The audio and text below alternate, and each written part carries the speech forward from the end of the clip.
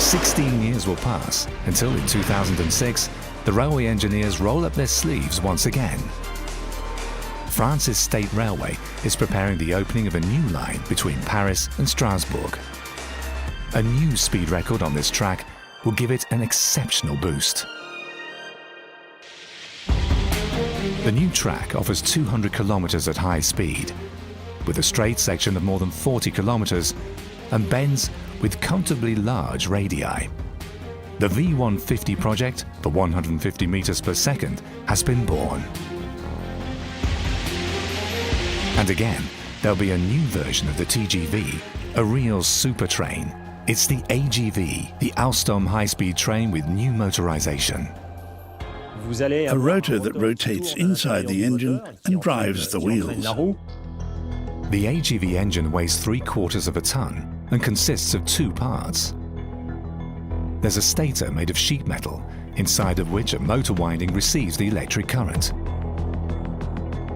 In its center, there is a rotor made of an assembly of sheet metal and cobalt magnets, providing a magnetic force of exceptional dimensions. The stator turns the rotor. The power thus generated is phenomenal for a motor classified as light. But there's another special feature. There isn't only a motor at the head and the tail of the train. There's also one on each of the bogies between the cars.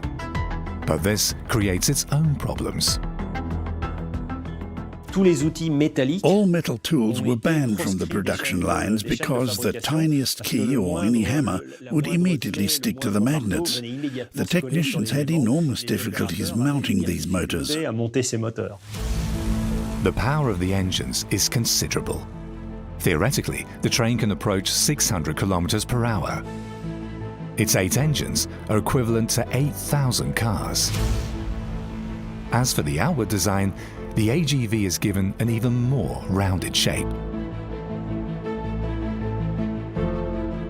We were approaching the sphere of aviation technology.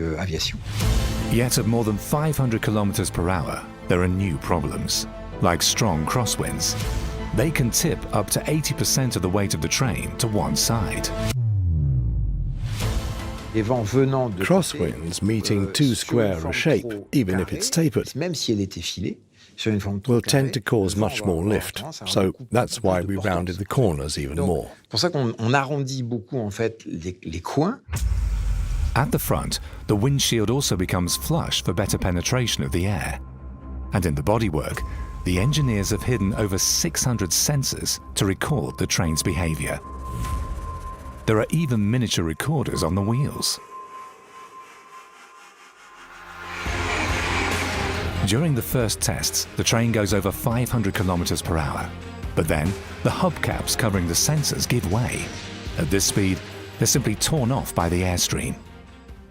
So the manufacturer decides to put thicker covers on the sensors. Yet it's the covers that cause a real panic during a test run. 5 days prior to the date set for the record attempt, on March 29, 2007, the press is invited aboard the AGV to spread word on the comfort of traveling at 500 kilometers per hour. When we reached 506 kilometers per hour, we heard a phenomenal noise, which of course scared everyone. It's caused by one of the hubcaps that came off the wheel.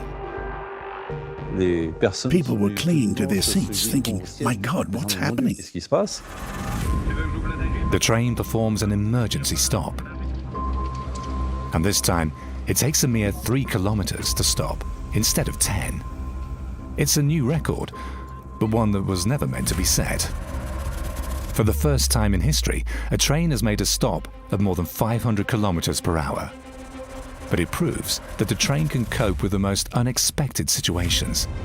In less than 3 months, 40 tests are carried out, gradually increasing the speed. On April 2, 2007, the train even reaches 568 kilometers per hour, an incredible speed that takes everyone by surprise. Nobody imagined that the train might go that fast during the tests. Even the plane chartered to take pictures was not fast enough to keep up with the train. The plane had to fly at low altitude, so its speed was limited. And in this case, the train was going faster than the plane. All the indicators give the green light. The next day, the French and the international media follow the world speed record attempt live on TV. Will the train exceed the 515 kilometers per hour of the 1990 record? Messieurs, c'est parti.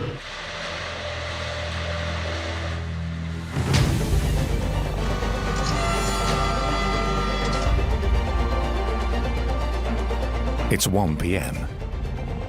The train leaves from the town of Prony in the direction of Nancy, Paris. After 10 kilometers, the AGV begins to accelerate in earnest, fed by the electrical voltage sent to the catenary from this point onwards. The normal voltage of 25,000 volts had been increased to 31,000 volts to provide additional power. 6,000 volts more. That's a 25% rise in the power sent to the copper wire. There we go. Initial voltage 31.2 kV.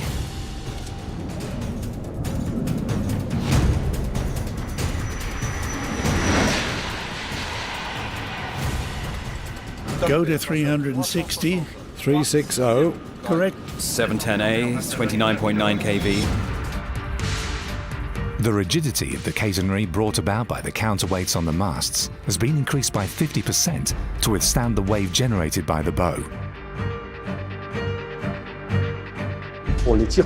You can't jump from 2 tons to 4 tons, that would be too abrupt. We stretch to 2.8 tons, then to 3 tons, so that we have progressive tension and approach the record zone with a tension of 4 tons.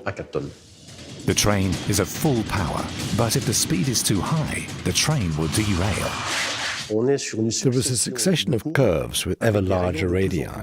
In the first curve, we could run at 350 kilometers an hour.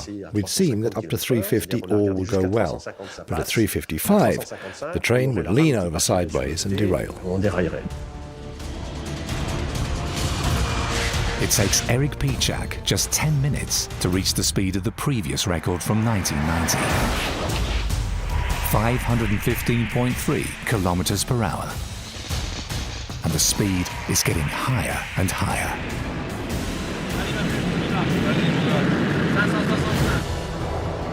13 minutes.